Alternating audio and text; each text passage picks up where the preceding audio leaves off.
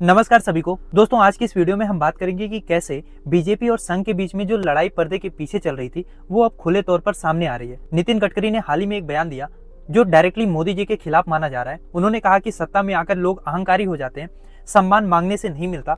अब गडकरी जी का जो ये बयान है ये सीधे तौर पर मोदी के खिलाफ एक चैलेंज माना जा रहा है, क्योंकि 11 साल से सत्ता में मोदी जी हैं, तो जाहिर सी बात है गडकरी बात किसकी कर रहे हैं। और क्योंकि गडकरी जी संघ के काफी करीबी माने जाते हैं, तो ये बयान ये भी दिखा रहा है कि संघ अंदर से कितना बेचैन है, खासकर मोदी शाह के जो एब्सोल्यूट कंट्रोल है और गुजरात लॉबी का जो बढ़ता दबदबा है उसकी वजह से। जहां संघ एक तरफ 75 साल में रिटायरमेंट की पॉलिसी का मुद्दा उठा रहा है और क्लियरली चाहता है कि मोदी जी अब रिटायरमेंट ले लें। मोहन भागवत खुद कह रहे हैं कि 75 साल के बाद आदमी को सत्ता छोड़ देनी चाहिए या मतलब नए लोगों को मौका देना चाहिए। अब मोदी जी जहां खुद को नॉन बायोलॉजिकल बताते हैं, देखना यह है कि क्या उम्र का फैक्टर उन पे काम करता है।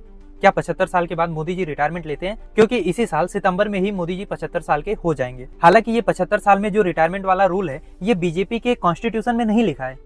ये नियम मोदी जी और शाह ने खुद बनाया है और इसी नियम के तहत आडवाणी, मुरली मनोहर जोशी और सुमित्रा महाजन जैसे दिग्गज नेताओं को किनारे लगाया गया था ताकि मोदी जी की कायाकल्प की जा सके। लेकिन दिक्कत यह है कि जो जाल बिछा के मोदी जी ने अपने पार्टी के नेताओं को ही फंसाया, अब वही जाल उनके लिए काल बनता जा रहा है।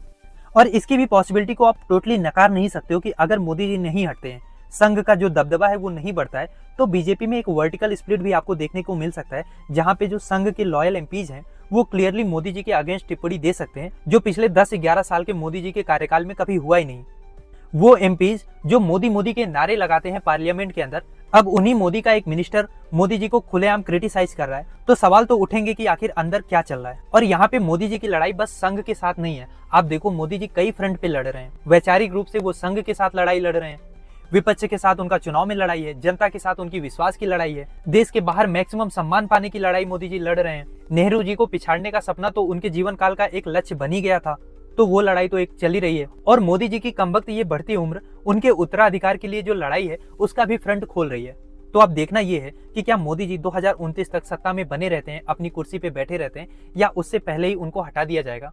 बाय द वे, क्या सोचते हैं आप इस बारे में? लिखिए अपनी राय कमेंट बॉक्स में। और इस टॉपिक का कंप्लीट वीडियो नीचे जो लिंक दिया हुआ है उस पर भी क्लिक करके आप देख सकते हैं, या चैनल पे डायरेक्टली भी जाके देख सकते हैं, जहाँ पे मैंने सब कुछ डिटेल में समझाया हुआ है। आपको मजा आएगा वो एनालिसिस देख के।